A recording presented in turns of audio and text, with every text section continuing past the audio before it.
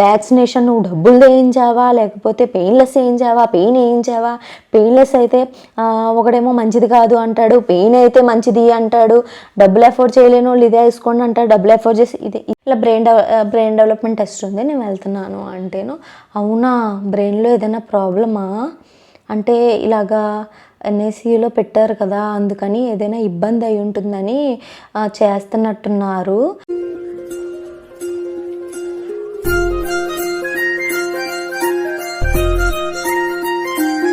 Hello అందరికీ, welcome back to my channel reality by Jahnavi. ఈరోజు వచ్చేటప్పటికి టాపిక్ ఏంటంటే ఇది చాలా మెయిన్ టాపిక్ అనమాట. పసిపిల్లల తల్లిదండ్రులు అందరూ సరే ఈ వీడియోని కంపల్సరీ అయితే చూడాలి. ఇది ఎన్ఐసియు వాళ్ళకే కాదు, నార్మల్గా ఏ ఇబ్బంది లేకపోయినా బేబీస్కి కూడా ఈ కేర్ అయితే డైలీ రొటీన్ అయితే మనం తీసుకుంటూ ఉండాలన్నమాట. వాళ్ళకి ఎటువంటి ఇన్ఫెక్షన్స్ రాకుండా చూసుకోవడానికి, అది మన నుంచి అయినా సరే బయట నుంచి వచ్చిన వాళ్ళ దగ్గర నుంచి అయినా సరే. సో ఎన్ఐసియు బేబీని మేము ఎలా హ్యాండిల్ చేసాము ఒక 3 months దాకా అని చెప్పి చూపిస్తాను. 3 months దాకా ఏంటి, నేను ఇప్పటికీ కూడా అలాగే చూసుకుంటున్నాను అనమాట. ఫస్ట్ థింగ్ ఏంటంటే, డిశ్చార్జ్ చేసేటప్పుడు మాకు డాక్టర్ గారు ఒకటే చెప్పారనమాట, ఏంటంటే 1.5 year దాకా అయితే బేబీని క్రౌడ్లోకి అయితే తీసుకెళ్ళొద్దు అని చెప్పారు. First thing. సెకండ్ థింగ్ ఏంటంటే, బేబీని ఎక్కువ అసలు ఎవరి చేతికి ఇవ్వద్దు, మదర్ ఫాదర్. అండ్ ఏంటంటే, ఫస్ట్ 6 months ఉంటారు కదా బేబీ, చాలా మదర్కి అటాచ్ ఉంటారు కాబట్టి మీరు అసలు మ్యాక్సిమం మీరే వదలకుండా ఉండండి. ఎందుకంటే ఎన్ఐసియూలో కొంచెం ఉన్నాడు కదా బేబీ, కొంచెం మీ లవ్ అయితే కావాలన్నమాట. క్యాంగ్రూ మదర్ కేర్ అంటారనమాట, కేఎంసి. సో మీరే కేఎంసి అయితే మ్యాండేటరీ ఫస్ట్ 3 months, అంటే బేబీని మీదే ఉంచుకోండి అని చెప్పారనమాట. నెక్స్ట్ థింగ్ ఏంటంటే, బేబీకి అందరికన్నా నార్మల్ బేబీస్ కన్నా ఎన్ఐసియూలో ఉన్న బేబీస్కి కొంచెం ఇమ్యూనిటీ పవర్ కొంచెం తక్కువ ఉంటుంది కాబట్టి జలుబు, దగ్గు, ఇంకా ఇలాంటివి ఏవైనా ఫీవర్ కానీ ఏదైనా వస్తే అందరికీ కొంచెం ఒక 5 daysలో తగ్గేది వీళ్ళకి ఒక 10 days అలా తగ్గుతుంది. కొంచెం ఇమ్యూనిటీ సిస్టమ్ వాళ్ళకి ఇంకా బిల్డ్ అవ్వాలి. సో వాళ్ళని చాలా కేర్ తీసుకోవాలి మీరు.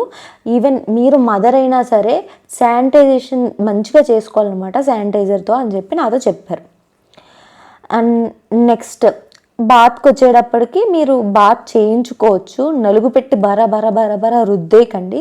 చాలా సెన్సిటివ్ ఉంటారు కదా పిల్లలు. ఎన్ఐసియూలో పెట్టారంటేనే ఏదో పాపం ఇబ్బంది ఉంటేనే పెడతారు కదా, సో వాళ్ళని ఇబ్బంది పెట్టకండి అని చెప్పారు. నెక్స్ట్ ఇంటికి వచ్చేసిన తర్వాత నా ఫ్యామిలీ అయితే నిజంగా వీళ్ళు దేవుళ్ళు అనమాట. ఏ ఇబ్బంది పెట్టడం కానీ ఏది పెట్టడం కానీ అసలు లేదు. డాక్టర్ ఏం చెప్పారో అదే ఫాలో అవుదామని చెప్పి. నార్మల్గా అయితే ఎలా ఉంటారంటే, 11వ రోజు, ఇప్పుడు 8వ రోజు ఇచ్చేసారనుకోండి ఎన్ఐసియు నుంచి, ఇంకా 11వ రోజు నుంచి స్టార్ట్ చేస్తారబ్బా పురిటి స్నానాలు అని చెప్పి, లేకపోతే అదని చెప్పి ఇదని చెప్పి ఆ బేబీని రుద్ది. అసలు నాకు ఇప్పటికీ కొంతమంది ఆచారాలు అది ఎందుకు ఉంటుందో కూడా నాకు తెలియదు. నేను ఎవరిని కించపరచాలని చెప్పట్లేదు. బాయ్ బేబీస్కి అయితే నిప్పుల్ని ఇలా ప్రెస్ చేసి పాలు పిండడం అని చెప్పి ఏదేదేదేదో చేస్తూ ఉంటారనమాట. నార్మల్ బేబీస్కే అది చేయడం మంచిది కాదు అంటే ఎన్ఐసియూలోంచి అప్పుడే వచ్చిన బేబీకి కూడా పురిటి స్నానాలు అని చెప్పి పెట్టుకుంటారండి. ఇంత ఫూలిష్నెస్ అనమాట నిజంగా. పురిటి స్నానం అనేవి ఓకే, మన పద్ధతులు, అది నేను కాదన్ను. నా బేబీ ఎన్ఐసియూలో ఉన్నా సరే నేను పురిటి స్నానం చేశాను తల్లిగా, అది నేను ఏది కాదని పుణ్యవచనం చేయించుకుంటాము అంతా, అది కామన్. అది కాదు, ఎన్ఐసియూలో బేబీ ఉండగా ఇప్పుడు 8వ రోజు 9వ రోజు ఇంటికి వచ్చిన వెంటనే వాళ్ళకి స్నానాలు చేసి బడ చేయించేసి ఎంత ఇబ్బందిగా ఉంటుంది చెప్పండి. ఇప్పుడు నా సిచ్యువేషన్కి వచ్చేటప్పటికి జున్నుయే బొడ్డులో 2 pipes, నోట్లో 2 pipes, ముక్కులో 1 pipe వేశారు. అంత కష్టపడి వచ్చిన పిల్లోడికి వెంటనే నెక్స్ట్ రోజే స్నానాలు ఎలా చేయిస్తాము? అది ఫూలిష్నెస్ అనమాట. ఇంకా మనం తల్లిదండ్రులుగా మనం ఆలోచించాలి. బయట వాళ్ళు ఎన్నైనా చెప్తారు, మన పేరెంట్స్ అయినా ఎవరైనా సరే వీళ్ళు చెప్తారు, పడింది మన పిల్లోడు కదా, మన పిల్లోడు అంత కష్టం పడినప్పుడు ఎవరు వచ్చి ఏం అడగరు. ఇలాంటివి వచ్చాక పురుటి స్నానాలు చేయించు, అది చేయించి, అసలు ఏది పట్టించుకోకండి. మీకు ఏదనిపిస్తే అది చేయండి. మీ పిల్లల హెల్తే important end of the day. నేను ఇదే చెప్తున్నాను. ఇంటికి వచ్చేసేటప్పటికి జున్నుకి 19th day అనుకుంటా అండి ఎగ్జాక్ట్. డాక్టర్ అయితే స్నానాలు చేయించవచ్చు అన్నారు, కానీ చాలా చిన్నగా ఉండేవాడు కదా. సో మా చేతికి ఇచ్చేటప్పటికి 2.4 అయిపోయాడు అనమాట. 2.9 to 3 పుట్టిన పిల్లోడు 2.4 అయిపోయాడు. ఎందుకంటే యాక్చువల్లీ ఫస్ట్ నార్మల్గా మన హ్యాండ్కి ఇచ్చేసిన బేబీస్ అయితే ఫస్ట్ 1 వీక్ అయితే బేబీస్ తగ్గుతారు కదా, వెయిట్, నీరు పోతుంది బాడీలో. అది వీడికి మా హ్యాండ్కి ఇచ్చారు కదా 11th డే ఎప్పుడో, అప్పటి నుంచి తగ్గడం స్టార్ట్ చేశాడనమాట అక్కడి నుంచి. సో మా హ్యాండ్కి వచ్చేటప్పటికి 2.4 ఉండేవాడు, కొంచెం సన్నగా ఉండేవాడు. మేము కూడా భయపడి ఏం చేసామంటే మేము మెయిడ్ని పెట్టుకున్నాం అనమాట, ఒక ఆ ఆంటీని పెట్టుకున్నాం. ఆ ఆంటీ ఏంటంటే చాలా హైజీన్గా వస్తారు, మాస్క్ వేసుకుంటారు, మంచిగా స్నానం చేయిస్తారు. నోట్లో మాత్రం వేళ్ళు నేను అసలు పెట్టనివ్వలేదు, ఆవిడ చేత చెప్పకపోవడమే, నోట్లో వేలు పెట్టనివ్వలేదు. జస్ట్ స్నానం చేసినప్పుడు కూడా నలుగు అదైతే నేను పెట్టించలేదు. ఎప్పుడు పెట్టించాను, 2nd మంత్ పెట్టించాను. 1st మంత్ అసలు పిల్లల్ని అసలు ఇబ్బంది పెట్టలేదు. నలుగు కూడా నేను 2nd మంత్ నుంచి ఎలా స్టార్ట్ చేయించానంటే బరా రుద్దేసి, ఎలాగో మగపిల్లోడు, వీళ్ళు ఏమంటారు ఆడపిల్ల అయితే జుట్టు ఎక్కువ అంటారు, మగపిల్లోడు జుట్టు ఎక్కువనే ఏం పోతుంది, జుట్టు ఎక్కువ సరే తర్వాత చేయించుకుంటారు పెద్దయ్యాక ఏదో ఒకటి, ఎందుకు ఇప్పటి నుంచి ఇబ్బంది పెట్టేయడం. ఇంటికి వచ్చిన పిల్లోని ఏం నలుగు పెట్టి రుద్దేమని మా ఇంట్లో వాళ్ళు కూడా ఏమి ఇబ్బంది పెట్టలేదన్నమాట. సో ఏంటంటే నార్మల్గా అయితే సబ్బు ఉంటుంది కదా, మంచి సోప్తో ఫస్ట్ 3 days అయితే నేను సోప్తో కూడా స్నానం చేయించలేదు, జస్ట్ నార్మల్గానే స్నానం చేయించి డెటాల్ వాటర్తో కొంచెం మంచిగా క్లీన్ చేయించి నెక్స్ట్ తర్వాత నుంచి మెల్లమెల్లగా అలవాటు చేశాను అనమాట. బరబర రుద్దకుండా మెల్లగా అలాగా ఒక 1.5 months చేయించాము. ఇంకా నలుగు అంటారా, జస్ట్ పిండిలో ఫస్ట్ పడుతుందో లేదో చెక్ చేసుకోవాలి. జస్ట్ పిండిలో కొంచెం వాటర్ వేసి జస్ట్ ఫేస్కి పసుపు, దాన్ని ఏమంటారు, పసుపు శనగపిండి ఎలా అప్లై చేసుకుంటామో అలాగే జస్ట్ అప్లై చేసి అస్సలు నేను నలపనివ్వలేదు అనమాట. నాకు సజెషన్లు చాలానే వచ్చాయి, నలుగు పెట్టండి అని. ఈవెన్ మా హస్బెండ్ కూడా చెప్తుండేవారు అనమాట, నలుగు పెట్టకపోతే జుట్టు ఇలా అవుతుంది అలా అవుతుంది. సరే అబ్బాయే కదా, ఎందుకు వాడిని ఇబ్బంది పెట్టడం ఎందుకు అని చెప్పి నేను ఏ రోజు కూడా ఇబ్బంది పెట్టలేదు జున్నుని, ఇప్పటికీ ఇబ్బంది పెట్టను కూడా. సరే బాగానే అయిపోయింది నా స్నానం వరకు. అది నెక్స్ట్ ఇంటికి వచ్చేసాడంటే చుట్టాలు వద్దామని చూస్తారు కదా, మేమైతే రిలేటివ్స్ని ఎవరిని ఎంటర్టైనే చేయలేదు. ఎత్తుకుంటే అటు నా పేరెంట్స్, అది కూడా అప్పుడప్పుడే ఇచ్చేదాన్ని, నా పేరెంట్స్ అండ్ వస్తే మా హస్బెండ్ వాళ్ళ పేరెంట్స్ ఒక 2 times వచ్చారేమో అంతే. అది కూడా 2 times కూడా నామకరణం ఒకప్పుడు, ఇంకొకప్పుడు బారసాలప్పుడు. ఇంకా బారసాలకి ఏమైంది, బారసాల ఫంక్షన్ లాగా మేమైతే చేసుకోలేదు, ఎందుకంటే డాక్టర్ క్రౌడ్లోకే వెళ్ళొద్దు అన్నప్పుడు మనం డబ్బులు పెట్టించుకుని అందరినీ పిలుచుకుని అంత చేసుకుని మళ్ళీ మన పిల్లోడు మొన్ననే ఇంటికి వచ్చిన పిల్లోడిని 19వ రోజు వచ్చిన పిల్లోడిని 21వ రోజు బారసాలకి మళ్ళీ ఫీవర్ అవి నేను తెప్పించలేను కదా. నాకైతే పిల్లోడి సేఫ్టీయే ఫస్ట్ నుంచే నాకు ముఖ్యం. సో నేను బారసాల చేయకూడదని చెప్పి ఫిక్స్ అయ్యాను. చేస్తాను కానీ జస్ట్ మా హస్బెండ్ వాళ్ళ మమ్మీ డాడీ, మా అమ్మమ్మ, మా సిస్టర్ అంతే, అక్కడ దాకా ఉన్నారు. అదే ఇంకా మా హస్బెండ్ వాళ్ళ సిస్టర్ని కూడా పిలిచాము, వాళ్ళు సమ్ రీజన్స్ వల్ల రాలేకపోయారు. సో ఇక్కడ దాకా అయితే పిలిచారనమాట బారసాల వరకు. ఓకే, ఇది అయ్యింది, బారసాల చేసేసాము. అలాగే నేమింగ్ సెరమనీ కూడా అలాగే చేసాము అంతే. జస్ట్ వీళ్ళవే ఉన్నాం, మొత్తం కలిపి 10 మంది కూడా మేము లేము అంతే. వాళ్ళ పేరెంట్స్, నా పేరెంట్స్, మా సిస్టర్ అంతే. ఇక్కడ వరకే చేసుకున్నాం అనమాట. ఎందుకు మన ఫోటోలు ఎలాగో షేర్ అయిపోతాయి, చంటి పిల్లలవి షేర్ చేసేసుకుంటాం మనము.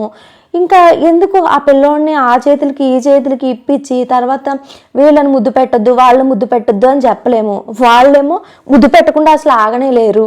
ఇంకా ఏం చెప్తాం, ఇంకా చెప్పినా కొంతమంది ముద్దులు పెట్టేస్తూ ఉంటారు అనమాట. నా ఫ్రెండ్ కూతురు బర్త్డే కూడా మొన్నే అయిందనమాట, తను కూడా అదే చెప్పింది. ఫస్ట్ బర్త్డే అయిన ఒక 2 days కొంచెం డల్ అయ్యింది పిల్ల. అంతమంది చేతులకి వెళ్ళి వాళ్ళని ఇబ్బంది పెట్టడం వేస్ట్ అండి నా దృష్టిలో అయితే ఇలాగనమాట. ఇంకా డబ్బులున్నాయి చూపించుకుందాం, చేద్దాం, వాళ్ళకి మెమొరీస్ ఉందాము అని అనుకుంటే మేమైతే ట్రిప్ వేసేసుకుందాం అనుకున్నాం. బర్త్డేకి, జున్ను బర్త్డేకి November 12th చక్కగా ముగ్గురమే ఉందాము అని చెప్పి మేమిద్దరం ఫిక్స్ అయ్యామన్నమాట. సో ఇలాగైతే నేను ఫంక్షన్స్ని, జున్నుకు సంబంధించిన ఫంక్షన్స్ అన్నిటినీ అవాయిడ్ చేశాను. అలా అని చెప్పి మేము ఫోటోగ్రాఫర్ని కూడా మేము పిలలేదు. నా ఫ్రెండే ఫోటోగ్రాఫర్, కావాలంటే పిలుచుకోవచ్చు, బట్ ఏంటంటే పిలవలేదనమాట. మా సిస్టరే ఈచ్ అండ్ ఎవ్రీ ఫోటో మా సిస్టరే క్లిక్ చేసిందనమాట. ఆ ఫొటోస్ అన్నీ కూడా నేను ఒక ఫుల్ వ్లాగ్లో ఒక్కొక్క ఈవెంట్కి సంబంధించి ఒక్కొక్క ఫోటో మా సిస్టర్ దగ్గరికి వెళ్ళినప్పుడు ఇద్దరు కలిసి చూపిస్తాము. తను తీసిన ఫొటోస్ కాబట్టి క్రెడిట్స్ తనకే వెళ్ళాలి. నెక్స్ట్ కేర్ అయితే ఇది. నెక్స్ట్ థింగ్ ఏంటంటే మీరు బై ఛాన్స్ ఇంట్లో వాళ్ళైనా లేకపోతే బయట నుంచి వచ్చిన వాళ్ళైనా సరే ఇచ్చినప్పుడు కంపల్సరీ వాళ్ళకి మాస్క్ ఇవ్వాలి, చేతికి శానిటైజర్ ఇవ్వాలి. వాళ్ళు ఫీల్ అవుతారా లేదా అని చెప్పి పక్కన పాడేయండి. ఇంటికి వచ్చిన వాళ్ళ ఫీలింగ్స్ మనం పట్టించుకోని అవసరం లేదు. మన ఇంట్లో వాళ్ళైనా సరే కూడా చంటి పిల్లల్ని బయటికి వెళ్ళి వచ్చినప్పుడు స్నానం చేసి ఎత్తుకోవాలి. ఇంకా బయట నుంచి చూడడానికి వచ్చిన వాళ్ళు మన వాళ్ళే కానీ ఎవరైనా సరే బయట నుంచి మన వాళ్ళు చూడడానికి వచ్చినప్పుడు కూడా చేతికి శానిటైజర్ అండ్ ముక్కుకి మాస్క్ అయితే కంపల్సరీ ఉండాలి.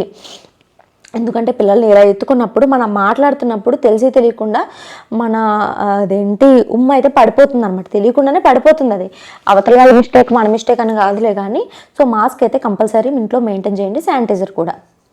నెక్స్ట్ థింగ్ ఇక్కడ దాకా ఓకే. ఫుడ్కి వచ్చేటప్పుడు ఫీడింగ్కి వచ్చేటప్పటికి బేబీ మిల్క్ బాటిల్స్ అనేది చాలా చాలా చాలా చాలా చాలా కేర్ తీసుకోవాలి.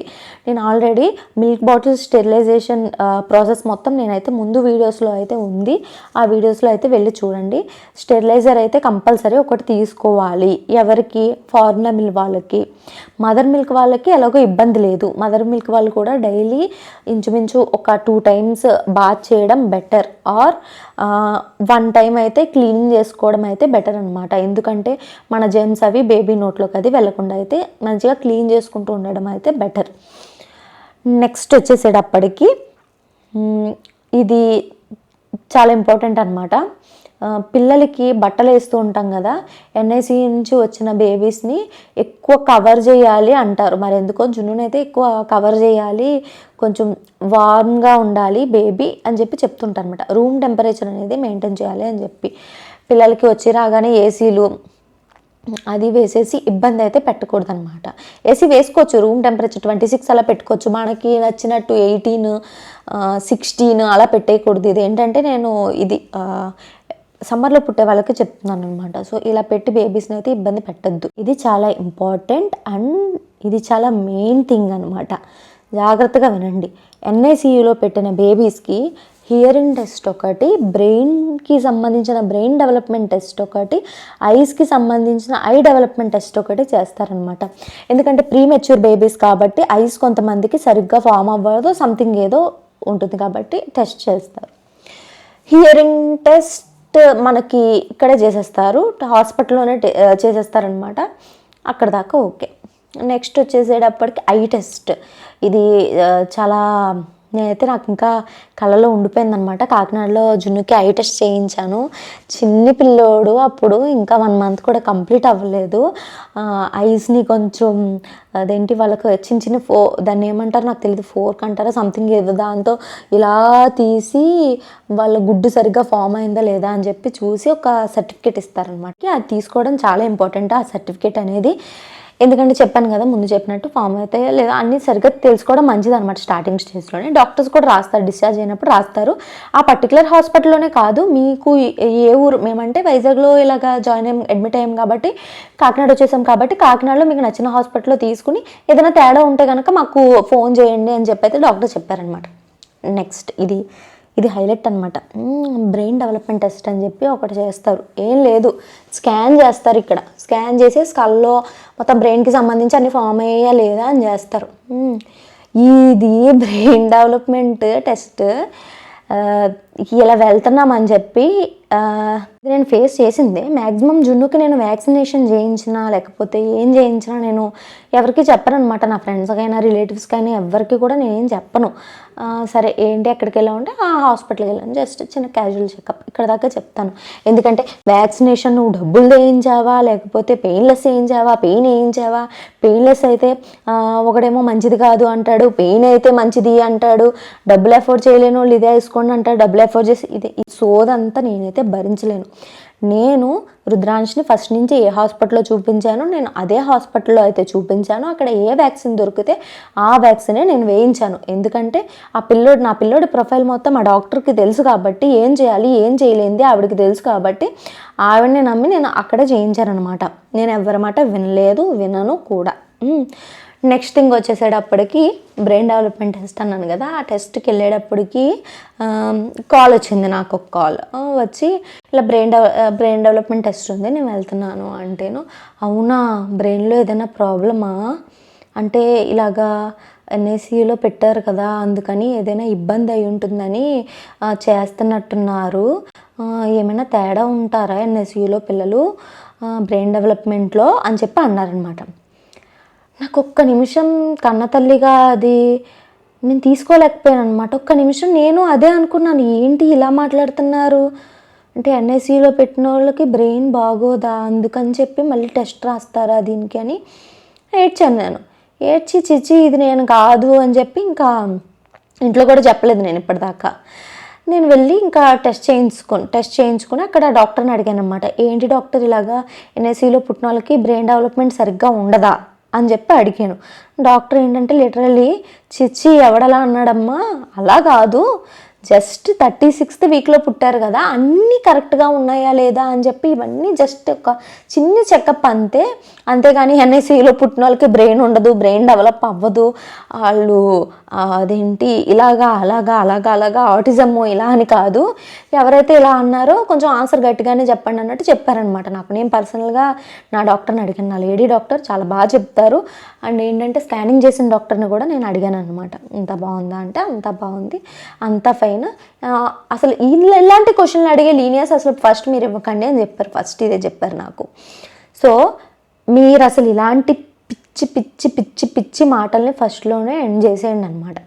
ఏదైనా సరే అస్సలు ఎంకరేజ్ చేయొద్దు ఇలాంటి మాటల్ని. మీ పిల్లలు అంతే, ఎవరి పిల్లలు వాళ్ళు చూసుకుంటారు కదా, మీ పిల్లల్ని మీరు చూసుకోండి, సరిగ్గా పెంచుకోండి. మీకు ఏమైనా డౌట్ ఉంటే మీ పేరెంట్స్ని అడగండి అంతే. అంతకన్నా వాళ్ళు మాటలు అయితే అసలు పట్టించుకునే అవసరం లేదనమాట. సో ఇలా అయితే మంచిగా పిల్లలకి కేర్ అయితే తీసుకోండి. పిల్లల్ని ఫస్ట్ ఆఫ్ ఆల్ నేను ఒకటే చెప్తున్నాను, చంటి పిల్లల్ని ఇబ్బంది పెట్టద్దు, వాళ్ళకి ఏం తెలియదు కదా, ఏం ఇబ్బంది పెట్టద్దు అసలు. ఇదండి ఇవాళ వీడియో. సో ఇంకా ఏమైనా ఇన్ఫర్మేషన్ మీకు కావాలనుకుంటే కింద కామెంట్ సెక్షన్లో కామెంట్ చేసేయండి. సో నా వీడియోస్ కనుక మీకు నచ్చినట్టయితే please do like, share and subscribe and పక్కనే ఉన్న బెల్ ఐకాన్ క్లిక్ చేసేయండి. నెక్స్ట్ టైం నుంచి నా వీడియో నోటిఫికేషన్స్ అయితే మీ మొబైల్కి వచ్చేస్తుంది. అప్పటి వరకు బాయ్ బాయ్.